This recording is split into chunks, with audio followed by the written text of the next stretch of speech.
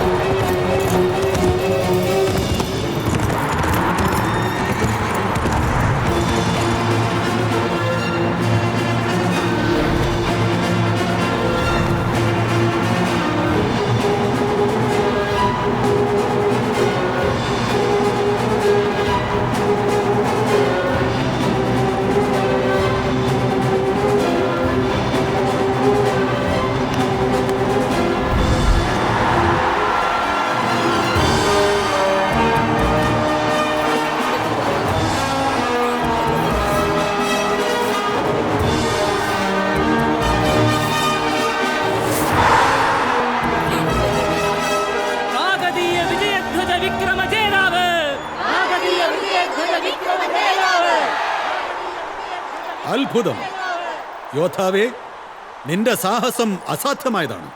ആരാണ് നീ? നിന്റെ ഗോത്രനാമവും ദേശനാമവും വെളിപ്പെടുത്തി നമ്മുടെ രാജബിരുദം സ്വീകരിച്ചാലും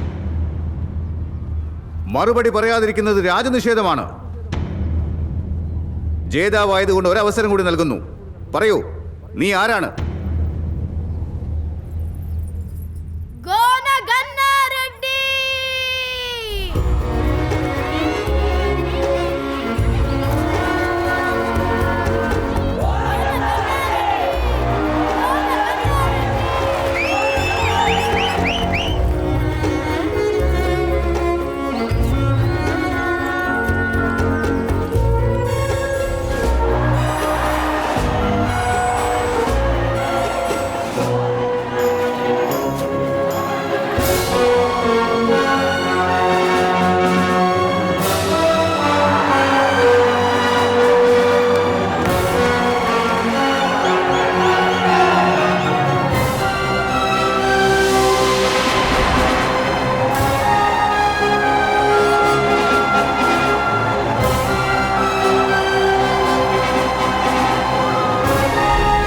പ്രകടനം കാണുമ്പോൾ എന്നും നീയായിരിക്കും നമ്മുടെ പ്രതിയോഗി എന്ന് തോന്നുകയാണ് ഗന്നാറെഡ്ഡി.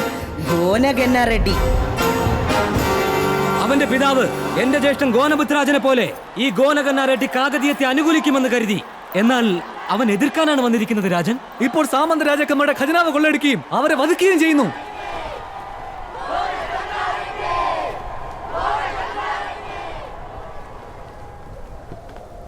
അതെ, ഗോനഗന്നാറെഡ്ഡി.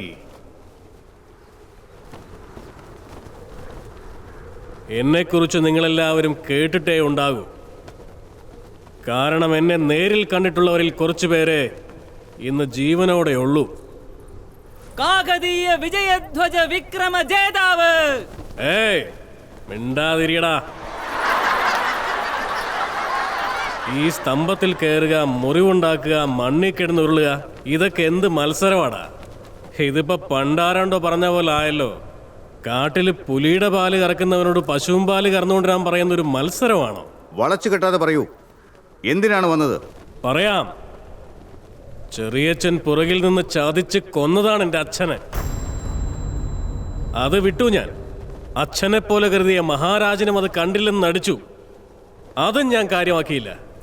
ജനങ്ങൾക്ക് വേണ്ടി സമരം നടത്തി എന്നെ ഒരു കൊള്ളക്കാരനായി നിങ്ങൾ മുദ്ര കുത്തി. അതും ഞാൻ സാരമില്ലെന്ന് വെക്കാം.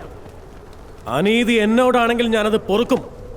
പക്ഷെ മറ്റുള്ളവരോട് അനീതി ചെയ്താൽ ഞാനത് കണ്ടു നിൽക്കില്ല.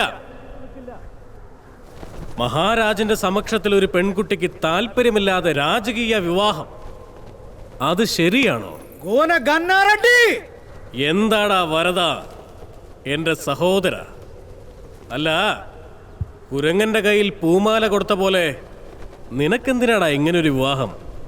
വെറുതെ ആ സ്തംഭത്തിൽ കയറുകയും ഇറങ്ങുകയും ചെയ്യാനോ? പണ്ടാരാണ്ടോ പറഞ്ഞ പോലെ ഇങ്ങനെ എല്ലാം പാതിക്ക് വെച്ച് നിർത്തിയാലേ പിന്നെ നിനക്കൊരു പല്ലിക്ക് പോലും ജന്മം കൊടുക്കാൻ കഴിയില്ല. അർദ്ധവീര. അർദ്ധവീരനാണെങ്കിലും വീരൻ തന്നെയല്ലേ? എന്റെ മരുമകൻ പകുതി ജയിച്ചു, എനിക്കത് മതി. ദാമ്പത്യം പോലും പകുതിയായിരിക്കും, അത് മതിയോ? യുവരാജൻ, ഗോന ഗന്നാറെഡ്ഡിക്ക് എന്റെ മകൾ അനാമികയിൽ ഒരു നോട്ടമുണ്ട്, അതുകൊണ്ട് മുടക്കാൻ വന്നിരിക്കുക. അനാമികയിൽ മാത്രമല്ല, കാകതീയ സിംഹാസനത്തിലും അവന് നോട്ടമുണ്ട്. മതിയാക്കുന്നുണ്ടോ? ഹരിഹര ദേവരാജ. രാജാവാകേണ്ടത് രാജസന്തതികളല്ല, വീരന്മാര്. പണ്ടുള്ളവര് പറഞ്ഞിട്ടില്ലേ, രാജ്യം വീരഭോജ്യം. ഗന്നാറെഡ്ഡി. ഗോന ഗന്നാറെഡ്ഡി. അതെ അതെ, കൊള്ളത്തലവൻ ഗന്നാറെഡ്ഡി. രാജധികാരം ക്ഷമിക്കാൻ കഴിയില്ല. അത് കൊള്ളാമല്ലോ. രാജ്യം ഭരിക്കുന്നവർ ചിലതൊക്കെ അറിഞ്ഞിരിക്കേണ്ടതാ. കോട്ടയുടെ പുറത്തേക്ക് ഇറങ്ങുമ്പോ തന്നെ ഓരോ മതഗജത്തിന്റെയും മലർച്ച കേൾക്കണം. ഇവിടെ ഓരോ സാമന്ത രാജാക്കന്മാരും മതഗജങ്ങളാ. ജനങ്ങളെ ചവിട്ടി അരക്കിയാണവര്. ആ കൊള്ളക്കാരെ നീ വിട്ടാലും ഞാൻ വിടില്ല. ഇത്രയ്ക്ക് ധിക്കാരമോ? ക്ഷമിച്ചാലും ഉള്ളു മുഴുവൻ ധിക്കാരോ. സംസാരിച്ച് ആളെ കളിയാക്കുന്നു. ജീവിതമേ ഒരു കളിയല്ലേ യുവരാജൻ? പ്രസംഗിച്ചത് മതി.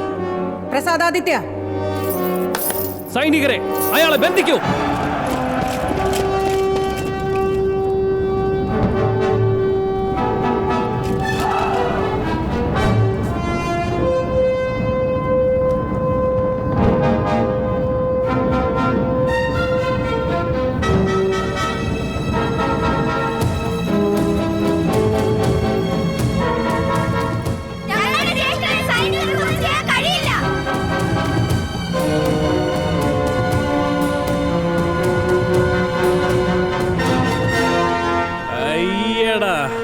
മിടുക്കന്മാരെ, തെറ്റാലി കാണിച്ചെന്നെ അങ്ങ് മയക്കിക്കളഞ്ഞല്ലോ. അമ്മമ്മോ, പിള്ളേരാണെന്ന് നോക്കണ്ട, വിരട്ടി ഓടിക്കോ അവരെ. അമ്മമ്മോ, നിങ്ങളുടെ ധൈര്യം സമ്മതിച്ചു ഞാൻ. മക്കളെ, നിങ്ങളുടെ ചേട്ടനാ പറയുന്നത്, തിരിച്ചു വയ്ക്കോ.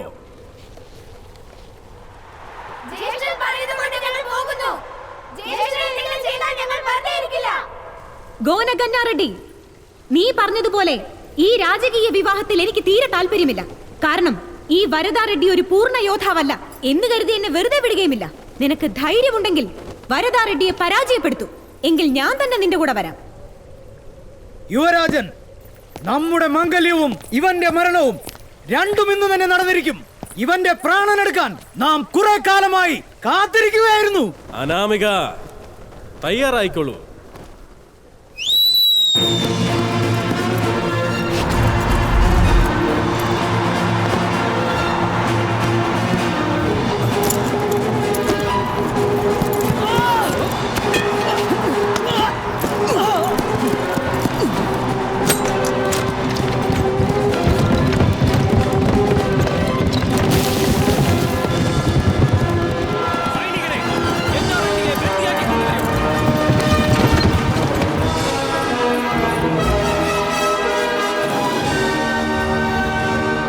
മഹാരാജൻ, ഇത്രയും പേരുണ്ടായിരുന്നിട്ടും ഗോന ഗന്നാറെഡ്ഡിയെ ഒന്നും ചെയ്യാൻ കഴിഞ്ഞില്ല.